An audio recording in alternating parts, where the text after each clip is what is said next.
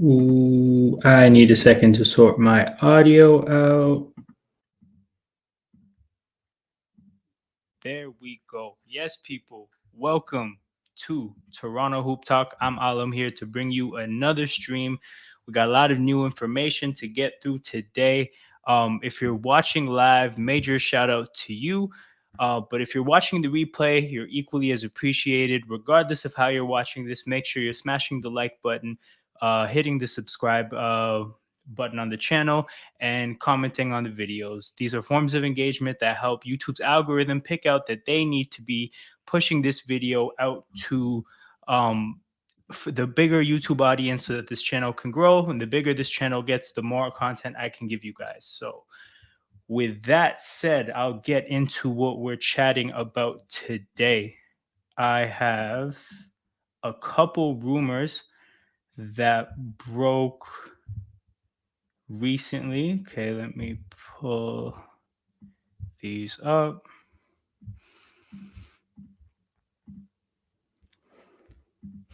All right, so over here we have the first one, which is, I'll hide this sidebar, which is from the Raptors show with Will Liu and Alex Wong. I'm sure that's a show that a lot of the viewers are familiar with. Now, they had a guest on from Portland. The guest, Sean Hyken, is somebody who has appeared with the co-host prior to the show. So he's somebody that clearly they place quite a bit of trust in, and consequently, they really relied on him to give Portland's side of things from their insiders on the situation regarding OG. So he said a couple of things that I think are pretty interesting. He said that last year, the asking price for OG and Anunoby around the draft was number 7 overall, Nazir Little, Josh Hart, and a future first for OG. And Portland said no to this offer. I think this is interesting, but I would like to hear if this was the price all along for Toronto, or if this is what they were negotiated down to, and this was their final offer, like a take it or leave it kind of a thing with Portland. And the reason I say that is I'm kind of surprised that Anthony Simons isn't a part of this. We have to make salary match in any trade, and the 7th overall pick and a future first round pick carry no salary value. The Raptors would have to take somebody back to even out OG Anunoby's outgoing salary, and in this case, they chose Nazir Little and Josh Hart. So the reason why I want to know which offer this was, I'm curious as to whether they initially wanted Anthony Simons and they were negotiated down to Nas Little and Josh Hart, or if they never had any interest in Anthony Simons in the first place. And the reason why I think that's interesting is because uh, Hyken went to add that he thinks on Friday after Fred VanVleet left for the Rockets, Portland asked about OG again. And the believed offer from Sean Hyken was Anthony Simons and draft picks. So being that Anthony Simons wasn't a part of what Toronto wanted last year, it would be interesting to see if at any point, whoa, I got the stream playing in the background here. It would be interesting to see if at any point, sorry, what was I saying earlier? Yeah, if at any point they had any interest in Anthony Simons at all. If they didn't have interest at all and Nazir Little, Josh Hart was their idea, then this offer has no hope. And there's, it shouldn't be surprising that the Raptors haven't got a deal done and that got rejected. If that's the case, I'm gonna at some point get into Portland's cap sheet. But if there's no interest in Anthony Simons, I'm not even sure what players the Raptors would be interested to getting back from Portland at all. The final part of what Sean Hyken said that I thought was interesting was that Dame has a good relationship with OG. He talked about how Dame has like his guys in the NBA, people that he really values and people who he considers friends and people he'd like to play with. And OG Anunoby is one of them. So he kind of thought that had Portland got OG, that Dame probably wouldn't ask for a trade out of Portland. And if Dame were to somehow ever get traded to Toronto, that playing with OG would be something he views as a positive being over here, which is purely speculation. This was him kind of theorizing based on his relationships with the guys out there and his understanding of the situation. So I find it fascinating that we got this far in all these trade negotiations and obviously nothing happened. But to get this kind of behind the scenes information, I think is pretty valuable. Looking at that trade offer that I guess Toronto wanted last year of number 7 overall, Nas Little, Josh Hart, and a future first, you can look at that and kind of see that if that's what Toronto wanted last year and they didn't get it, Toronto can't want the same this year and expect to get it either. OG Anunoby is 1 year closer to free agency. He's on an expiring deal. If the team trading for him can't secure an extension, he is only their player for 1 season as opposed to 2. He effectively has less value because of his contractual situation. So you can almost look at this as a benchmark to say that this is something that is completely out of the asking price. This is something that they won't be able to get this year because they couldn't get it last year. So if we are going to trade OG and Anunoby, we know to expect less. So when discussing whether that's the right move or not, you can effectively come up with a ballpark figure for what the value that would be you can reasonably expect to come back. And for each team, depending on how they present us that value, there might be offers that frankly just don't help us in the long term all that much. And the situation that I guess has to be managed is the fact that Toronto still has to take the best deal on the table if they have to. If OG Anunoby ultimately determines that he doesn't want to re-sign in Toronto, it frankly just doesn't matter if the deal offered to us doesn't help us in the long term. We just have to take what we can get if we get into the situation where he can't, so he decides not to resign. We can't get him on a deal long term, and we're set to lose him for free. We've lost Fred VanVleet for free. We've lost Kyle Lowry for a trade compensation that probably doesn't match up to what he meant to us. So we have to be careful about how we move forward. We see what we wanted last year and what didn't work. Going forward, you got to hope that somebody puts something on the table that meets a decent value and helps us going forward, or we're able to get OG and Anunoby locked down to a contract long term. I ultimately think with OG, I love what he is within a certain role. I love what he can offer us as a role player who is hitting corner threes, hitting three, not just corner threes, but hitting a lot of threes kind of on that wing area, making off ball cuts, putting smaller players in the low post, guarding the other team's best player, being a source of turnovers for the other team. That kind of role is something he frankly would excel so much in, and he could be a valuable player for us in that role for so long, considering his age. But ultimately, if he has higher ambitions, there's only so much we can do, and we have to trade him and get whatever value we can get back. As for Portland being a team, I don't think that would happen at this point because I think Nazir Little is not even on the team anymore. Josh Hart's not on the team anymore. They're trading Dame, so I don't even know if they would still want OG without Dame. So this information definitely doesn't apply to this summer going forward. If the Raptors already rejected Simons and picks, there's definitely nothing that's going to suit us going forward. So this is probably a situation we can move past. So with that being said, the second bit of information I want to get into involves Pascal Siakam to the Hawks. So this is the not the transcript, but some highlights that Redditor Earth Warping put together of a Jake Fisher appearance on an Atlanta Hawks podcast. So Jake Fisher is a reporter that has a pretty solid reputation in the NBA. He's appeared also on the Raptors show quite a bit. He's the reporter that linked us to Scotty Barnes when the whole world had us connected to Jalen Suggs during last year's draft.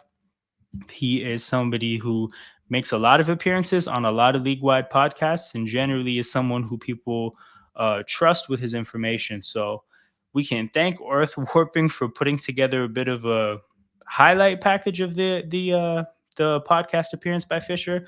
But some of the important things that came up was that Atlanta is obviously very interested in Pascal Siakam. based on the salary cap rules, it's more likely to see Pascal Siakam signing an extension than DeJounte Murray. Unclear to him whether the Hawks will be bringing Siakam in to either form a new team with Trey/Murray or just to pair with Trey. Murray on his own is the closest way to get Siakam without pulling Trey in the trade, which they know they aren't trading. He mentions Hunter or Capella as possible pieces with Murray. I don't want Clint Capella at all, especially with Jakob Poeltl. If that's something that they're trying to trade us, frankly, I'm not all that interested. Mentions here that if Murray's not in the deal, the most logical pathway would be Hunter plus more assets. Hasn't heard anything about, I think that's Onyeka Okonkwo as a part of the deal, but if for a star level player, you might have to put him in the trade. And then he highlighted two structures that he can see. There's two structures being DeJounte Murray plus less assets. So I'm assuming assets means young players/draft picks, or DeAndre Hunter plus whatever else you need to put in the trade. So I think the implication there is that more assets than whatever would be traded alongside DeJounte Murray. So he says he thinks Siakam is probably available on some level, but not super available. Mentions Jalen Johnson is more likely to be traded than AJ Griffin. The host thinks that Pascal works better with Trey than Trey plus Murray. Mentions to keep an eye on his future. And that's about all the relevant information that I'd like to talk about. So a lot of interesting stuff was spoken about here. I think the fact that there's two structures that were outlined gives us quite a bit to talk about. But the first thing I'll say, and I've mentioned it before, Clint Capella, that's a hard no for me. I'm frankly just not interested in that piece for us. I don't think he helps us in the short term or the long term. I think as a big man, he's super pick and roll dependent. And as is, we're hoping that we can find a player that's effective enough to get Jakob Poeltl going in that role. We probably don't have enough for it to feed Clint Capella the way he would need to be fed. I think you'd hope maybe Malachi Flynn and Clint Capella develop something if we have Capella, but that's not a piece I'm interested in. DeAndre Hunter or DeJounte Murray. So that's the first decision you have to make when looking at this. Personally, with DeAndre Hunter, let me see how old he is, because DeAndre Hunter, because it feels pretty redundant with the players that we have. So so DeAndre Hunter is 25, turning 26 this year. So I think he's born in the same year as OG. So you have somebody who, now he's not, I don't think he's as good as OG, but in that same pocket of player, like they're essentially trying to achieve the same thing. DeAndre Hunter is supposed to be a player that guards the other team's best player. Like I said, in terms of effectiveness, you may not necessarily be able to compare the two, but if we make this trade, maybe that signals that we are trading OG, and in that case, getting a DeAndre Hunter helps. But I think also with Hunter, there's concerns about his injury history, I believe.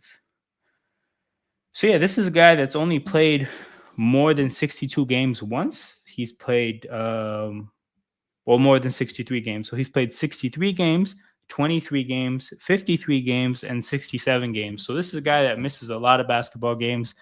And the other side of it for me is that, assuming the assets are primarily future first round picks, I wouldn't want the future first round picks of a team that has Trae Young and Pascal Siakam. So in that case, giving me the talent up front, I think works best. So in this situation where there's two packages, that makes me think that the DeJounte Murray deal is something that's better for us. The interesting thing about DeJounte Murray is I think it's fair to say that in a way, DeJounte Murray is like, there's a lot of commonalities with Dennis Schroeder, specifically from a profile standpoint. He's somebody who has the just lean build, the speed, the lack of shooting, but the high level of cutting to the basket. He has the on-ball defense to a very high level. So if we were interested in the profile of player that Dennis Schroeder is, it wouldn't be surprising that we're interested in the profile of player that DeJounte Murray is. with DeJounte Murray, I think he's also on a pretty reasonable contract. Let me see how long he has left. DeJounte Murray contract. So he signed a deal that was worth 16 million a year. Oh, he's in the last year of that deal. Okay, that makes sense. That makes sense. So if we're trading for DeJounte Murray, we're gonna have to pay him pretty quickly. Is DeAndre Hunter in the same situation? Because if we're being traded two pieces that have to be paid in this case, we're not necessarily getting a whole lot of relief against the salary cap. Because if you look at the picks that were being traded, first round picks carry guaranteed cap hits of not much, but 2, 3, 4, 5 million in most cases. So if you're having to pay one of these players, and I'm still looking up DeAndre Hunter's contract situation, if you're having to pay both these players, then trading Pascal Siakam. Okay, well, so DeAndre Hunter is actually at the beginning of a 4-year deal, 4 years, 90 million, averaging out at a pretty reasonable number of 22.5 per year. Okay, in that case, if you can get DeAndre Hunter and more pieces, and the pieces are worthwhile, so if you're getting the young talent, it mentions here that AJ Griffin is less likely to be traded than Jalen Johnson. I'm not super familiar with Jalen Johnson, but if you can get Onyeka and Okonkwo, Jalen Johnson, some picks, and DeAndre Hunter, then this might be something that begins to look like a trade package that you can actually think about and consider and see the value in. Now, again, I don't think we should be trading Pascal Siakam unless we absolutely have to. So in this situation, this is less about, hey, I want to get rid of Pascal Siakam, or even the idea that Hunter and a couple young players and some draft picks is equal to Pascal Siakam. But the reality is, if Pascal Siakam is a player that we can't get a deal done with, and I know I've heard all the rumors of, he's really said that he wants to stay, but things change and you can't take things for certain. We're a team that didn't play all that well last year, and who says for certain that if we play poorly again this year that he still feels the same? We have to make sure we don't lose assets for nothing. We have to make sure that we're opportunistic at every corner. And I think if the market dictates that Pascal Siakam could be traded for some value, you have to explore that. Now, in this case, based on what Jake Fisher has reported, there's two pretty clear structures. And after looking at the contracts of the players and I guess like matching what we need with the trade primer video I put out and the necessity for cheap talent based on our salary cap situation, the Hunter plus like a good amount of assets deal does seem to be something that could be a starting point. So I think that's interesting. I think it's fascinating that we get these kind of details. I think Jake Fisher is ultimately someone that I trust with his information. I don't think he would come out and say something that isn't well sourced. So I think that's interesting. Let me know in the chat what you guys think. If there's anything else in these details that I haven't got to. I think it's interesting that it's not even guaranteed that this trade is about pairing Siakam with Trae Young. If they trade Pascal Siakam, or if they trade for Pascal Siakam and trade Trae Young, I think that would be such a crazy offseason for them. I think you definitely have to see Trae Young and Pascal Siakam play together if they get their hands on Siakam, because those are two players that complement each other pretty well. And in Atlanta's case, unless you're in a situation where you're going to lose Trae Young to free agency, which I don't think is going to arise next summer, see how that goes and then make a trade. So this is this information. We've talked about OG in Portland and the news that dropped from there. We're now talking about Pascal in Atlanta. With those rumors wrapped up, I'm going to transition us to the next couple topics I have. So I'll get this off the screen and throw this on the screen.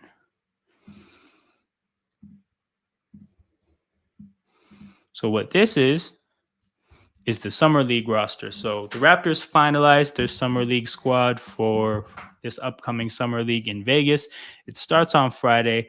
I'll actually be doing some watch alongs, so make sure you tap into the channel for that. Summer league games aren't obviously the most entertaining games or the most fun to watch, but that's why I think doing a watch along would be interesting, because it's an opportunity to hang out with other people that are watching the game. It's an opportunity to get conversations going, to react live to what's going on with other people. And I think that'll be an awesome opportunity. So make sure you're checking out the channel for that. Make sure you press the like button on those streams. Make sure you're subbing to the channel so you don't miss when I go live, because those streams I think could be a lot of fun. So the first point of the Summer League squad is who's not on the squad. So Jeff Doughton, who has an injury, and Christian Coloco, who has a respiratory illness, are going to miss out on Summer League. Now, I feel drastically different about both those players not being in the Summer League squad. I think with Christian Coloco, it really, really sucks. And the reason is not just that he's not going to be there, but if he's resting an illness that we know is going to keep him out of the whole tournament, um, that's going to extend for the next 2 weeks, that means he's probably missed a considerable amount of time prior to this as well. And with that being the case, Christian Coloco isn't able to put his all into his development this offseason. And that really sucks, because development is what Christian Coloco needs. I find him a fascinating prospect because what he's good at is so clear and defined, but what he's bad at is also so clear and defined. With that being the case, I think it's fairly simple what his development trajectory should look like. And that's kind of what makes me excited for him, is because I don't think it's possible for there to be any confusion about what he needs to develop. And I figured throughout the first couple off seasons of his career, he'll definitely be attacking those things. With Christian Coloco, you know he can affect shots at the rim defensively. You know he can run up and down the court, and you know he can jump, like he can leap. He's an athlete for somebody who's as tall as he is. But what you also know is that he is very weak. He is someone who gets bullied quite a bit. His finishing is not there at all. And a part of his issues with finishing is his lack of strength. Like, despite the fact that he sometimes finds himself in advantageous positions around the rim, he'll still get bullied away from the basket, and he'll still get knocked off balance when he's shooting. He obviously doesn't have much of a perimeter shot, even though he gets the opportunity to shoot the ball. So if that's the case, they must see some potential in him, and they also must see him practicing in practice enough for him to even be allowed to take those shots. So if you look at it like there's a player that could be a slightly better shooter, well, probably much better shooter, who could be a lot stronger, who could gain some more instinct, some more toughness, some more basketball IQ as he just familiarizes himself with the sport, as somebody who picked the sport up late in his career. He's somebody who I think would benefit a lot from these kind of opportunities. If not even just for the Raptors and for fans to kind of get like a checkup on where he's at as a player, but that won't happen. So I'm really disappointed in that regard. And with Jeff Doughton being the other player that's not going to be there, personally, I don't mind. I don't mind that at all. I watched the summer league games last year, and Jeff Doughton, I think, was really good in the summer league last year. And frankly, I think he showed that he's at a level where those games aren't so important for him. He can go to those games and Toolbox One in the chat is it's the dick show all summer league, baby. It definitely is. It definitely is. Everybody's cleared out for Grady Dick. He's definitely the star of this team. Jeff Dowden's not going to be there to be on the ball like that. Oddly enough, like, I'm actually happy he's not going to be there because Marquise Noel can be on the ball more. But like I said, Jeff Dowden's too good for the summer league. I think that's what I saw last year. So happy with him not being there. Now, if we look at the team that is going to be there, I'm not going to lie to you. A lot of players that obviously I'm not familiar with at all, but there are a couple observations I made that we can run through. So Moses Brown is on the team. Moses Brown is, I think, like a good he's a good kind of bust to give opportunities to in situations where you have nothing to lose. And the reason is because he has a very clear demonstrated skill set. He's 7'2", 250. He's big. He's athletic for that size. And if you look at his production over the course of his career, whether that's summer league, G League, college, like he's gonna get you rebounds and he's gonna finish around the basket. Now, basically everything else he's gonna get wrong. But with a player that has such clear ups, like not upside, but such clear things that are going good for him and such demonstrated skills, you kind of know where to start with a player's development. So if Moses Brown, if this is an indication that he'll be on the Raptors 905, that's fine by me. Who knows? Put him around some good development people. Maybe he builds some other skills. Maybe he builds a better feel for the game and things get better for him. So happy that he's on the squad. We'll see how he fares. Ron Harper Jr. That's a player that I want to see because I think he's playing for a roster spot. Like he's playing for an opportunity to be in training camp. And I watched Summer League last year, and I was pretty disappointed in him last year. He was a player we signed after the draft as an undrafted player, and there was all this hype of him being obviously Ron Harper's son. So I was gassed to see him in Summer League as one of our higher profile players, and he just looked like somebody who was just not ready. Like he did not get on the ball much. He was just camped at the 3-point line, sitting around waiting for the ball. When the ball did get to him, he made threes at like a middling rate. But yeah, you could just see that the Summer League level even was a little bit too early for Ron Harper Jr. So we'll see if he's taken any strides, and if he plays well, he might get a training camp opportunity with a higher guarantee as opposed to either not getting a training camp opportunity or not getting a guarantee at all in his tryout deal.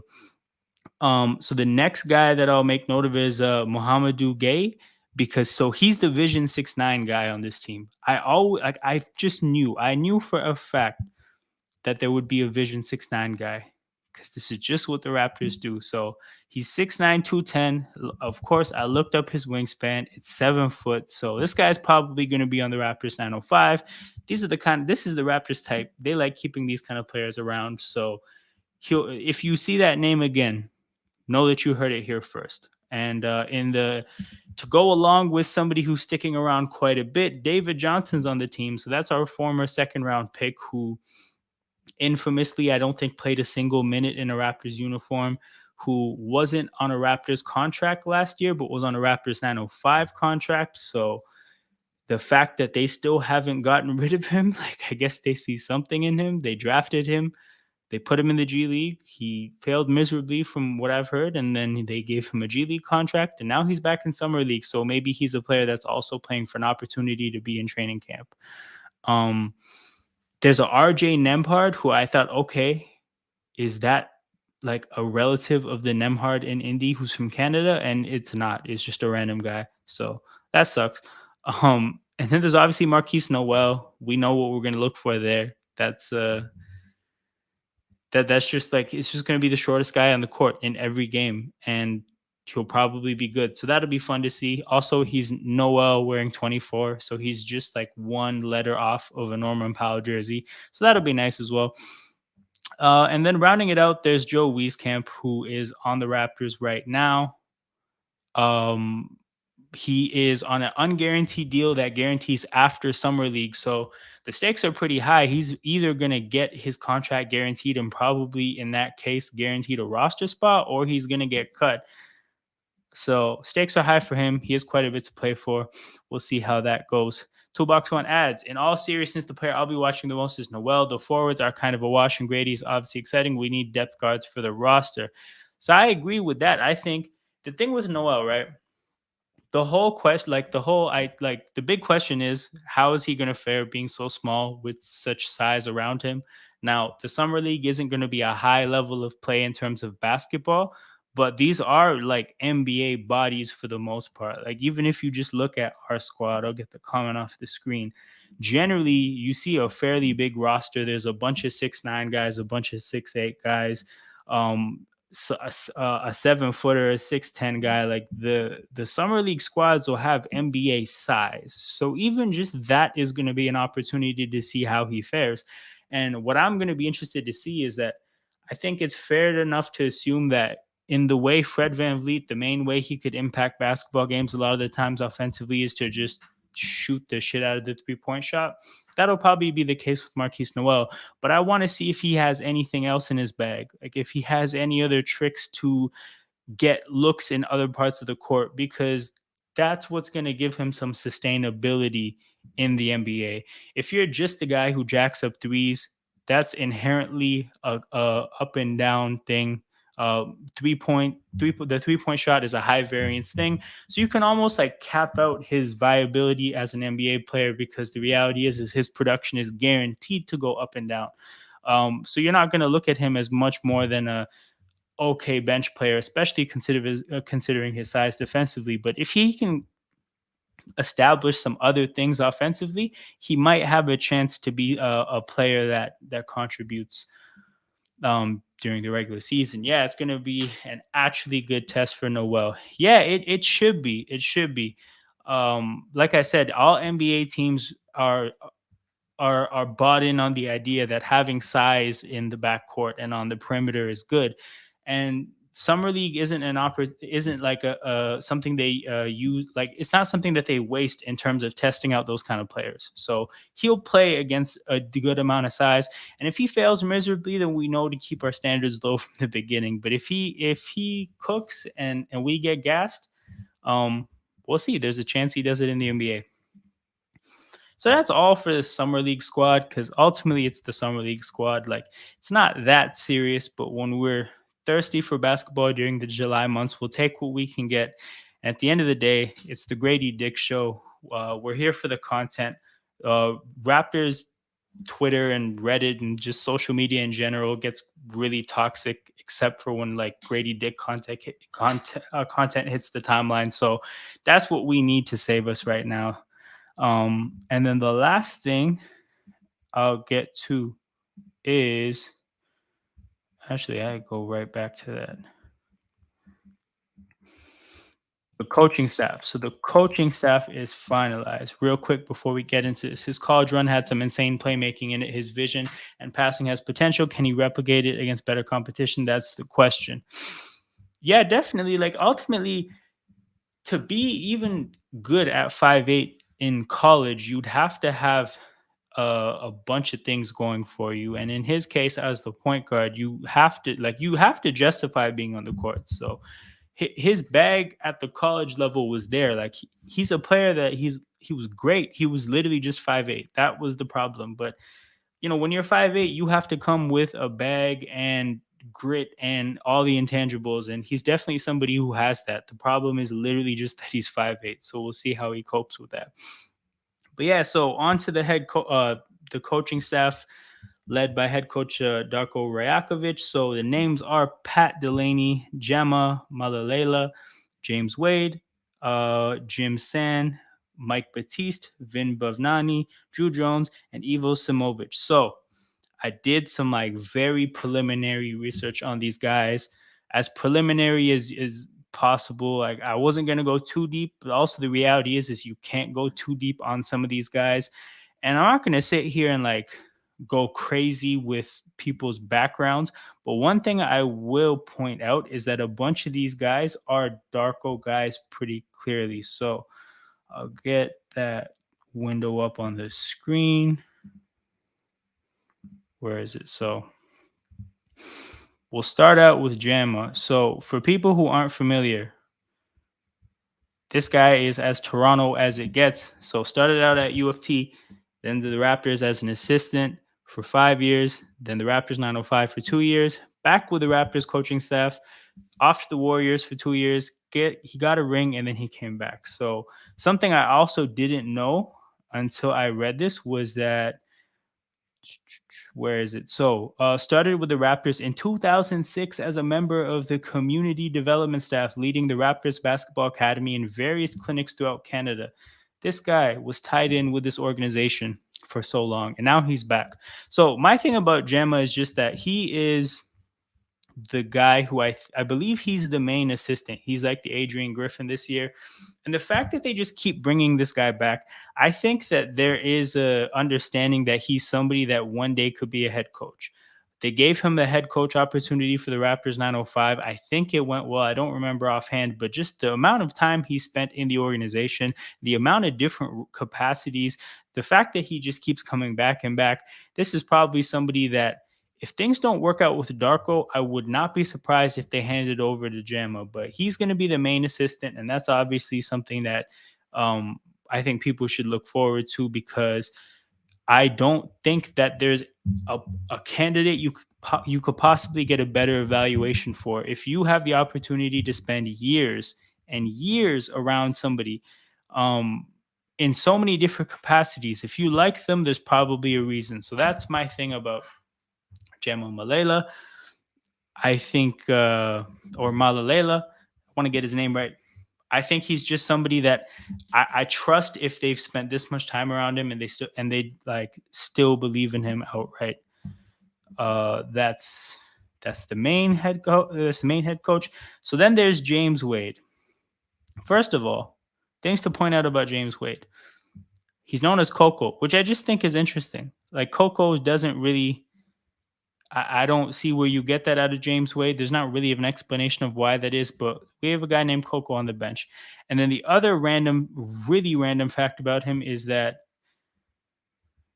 where is it? Oh, retired NBA player Dwayne Wade stated that he and James are cousins. So we have D Wade's cousin Coco on our bench, a player that has an extensive playing career in Europe and an extensive coaching career in women's basketball. So this is a really outside of the box hire, and I would love to hear more about it. I'd love to hear about who is the person that knew about him, who did he have connections with, who made the evaluation, and what exactly did they look at and pinpoint we need this from him. And I'm just curious because I don't think I've seen a team make this kind of hire for a guy who has not only no NBA experience as a player or as a coach, or any even coaching experience technically in this kind of the sport. So I love the fact that it's outside of the box. I love that we're interested in exploring new ideas, and I'm just fascinated to see how it goes. But that's something I'm definitely going to look out for going forward. Uh, Prior to the season and training camp, when a lot of these guys get interviewed, I just want to know whose call this was. Um, yeah, whose call this was. What did they see in him? What is the aim of what he's going to bring to the coaching staff? And just I look forward to tracking how it goes, because I think that this is something you could probably see more of in the future. And I'm just seeing now that he did have a 4-year stint with, yeah, see, that's the San Antonio Stars. See, I knew it was the Stars initially. Then I thought, I was like, oh, wait, it said Spurs. But no, I was right. It's the Stars. All those teams that he's coached for are women's teams. So, yeah, I look forward to seeing how this goes. Interesting random correlation, but the Team Canada soccer coach, the men's soccer coach, was hired from the women's team. So we're seeing this now in Canada in different sports. We're pulling the best minds from the women's game. With James Wade in particular, if you scroll down a bit, this is a guy that was coach of the year and executive of the year this past year. So he's excelled as a coach. He's excelled as an executive. From what I heard, he's abruptly left the Sky right now in the middle of their season. So the Sky season would end before Raptors training camp. So there's kind of no reason necessarily for him to absolutely leave now. He could have left after the end of their season, but he chose to anyways. It's a pretty interesting decision. He's a part of the coaching staff for Summer League. Oh man, throat getting the best of me. But yeah, he's on the Summer League coaching staff. I don't necessarily know if it's that deep, because if you look at the Summer League coaching staff, there's like 8 guys. There's the whole assistant staff outside of Darko. Like the whole assistant staff is there. I don't know if it was that deep if he had to leave, but he decided to leave. So Yeah, fascinating hire, fascinating timing, strange departure from his old team, and the one guy that again does not have any playing experience in the NBA or coaching experience in men's basketball. So I really look forward to seeing how this goes. I hope he's awesome. And then the last front of the bench coaching member of the front of the bench. So the first three guys, Jama, Coco, and Pat Delaney, are going to be on the front of the bench. Everybody else is going to be behind the bench. So funny thing about this guy, literally does not have a Wikipedia page or any information about him, but he has an extensive history of coaching in the NBA as an assistant coach. And this website does this weird thing where it says head coach, but what they mean to say is that head coach of the summer league. And I believe the same goes for the Orlando Magic in these 2 years. So this is a guy who's done a lot of coaching at summer league level and has been in the NBA as an assistant coach for a long time. So you have a guy that's just like, I guess, seasoned in his role and is someone who, out of all the coaches, was picked to be the head coach for summer league. So for this Pat Delaney fellow, I guess we have somebody who's trusted pretty highly and has a lot of experience. Now, the beginning of the back of the bench guys is Jim Sand.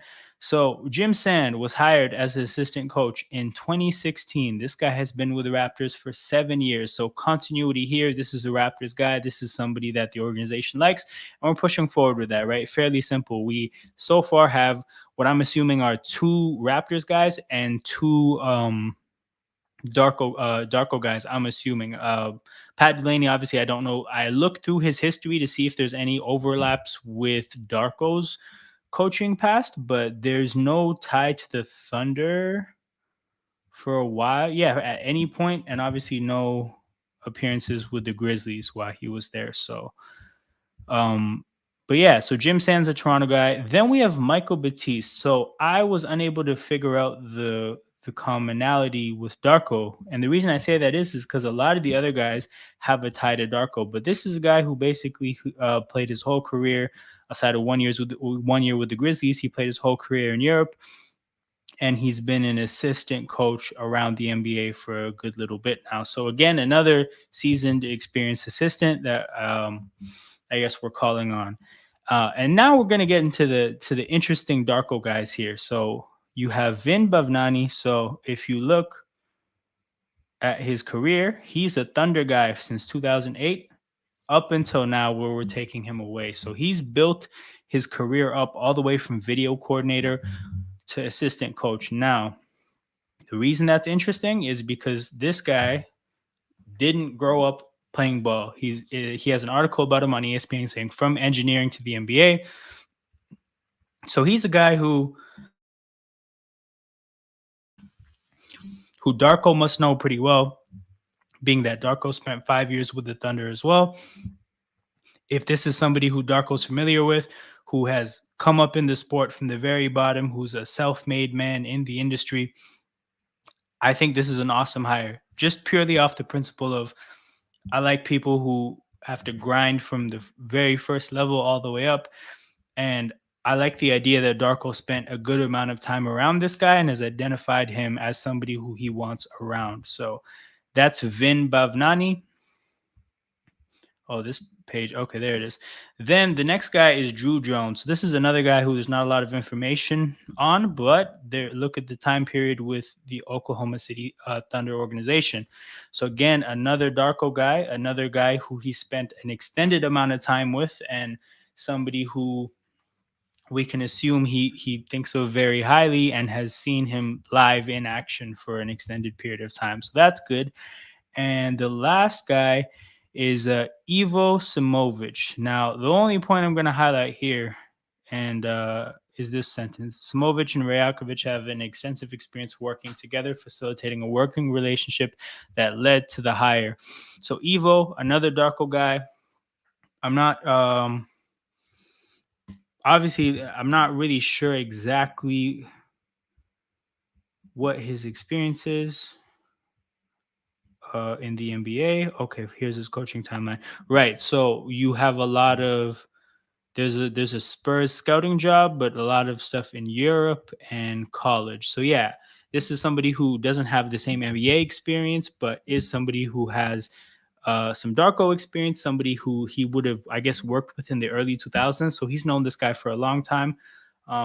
Rounding out the coaching staff with the third of, I think, four Darko guys probably. So like I said, it's hard to look at assistant coaches and really give too much detailed, meaningful commentary, because at the end of the day, you can't really know what people's jobs are, and you don't have access to the information that will allow you to assess how well they did their jobs. But I like the concept of what we did in terms of letting Darko pick some of his guys, and then on the other side having the Raptors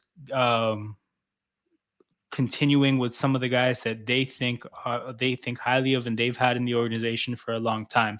Because what you can essentially say is that the Darko guys that's Darko's call, the Raptors guy, that's Masai's call.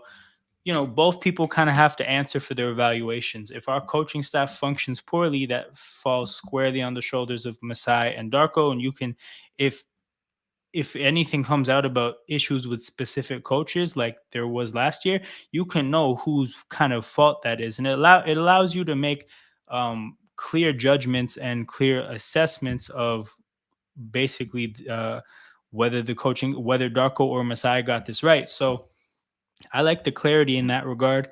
I like just generally the principle of when you find a coach to then give that coach whatever they need, right? It happens in sports a lot where you hire a coach, but then the things that the coach feels like they need aren't given to the coach, so then the coach doesn't do well. The idea that we've gave Darko the job and then allowed them to bring some of his guys over, I like it. It's good. It's just it's one mistake that you didn't make, right? If we just forced a bunch of assistants on Darko, that could be something that leads to problems, and we presumably haven't done that exclusively. He has his guys there, so I think in theory what we've done with the coaching staff makes sense. It doesn't look like we've thrown a bunch of random people together. It looks like there's a method to the madness. I know some people had concerns about the assistant coaching staff because we put it together so late. We were the last team to hire a head coach. We hired the head coach really, really late. We saw other teams put together assistant coaching staffs while we didn't have a coach. And the assumption is that whenever we do get around to hiring a coach, there's a chance that the coach doesn't have the opportunity to get the assistance that they want. So I'm assuming that that didn't happen, which again is like another bullet dodge. So yeah, ultimately I'm happy with what we've done.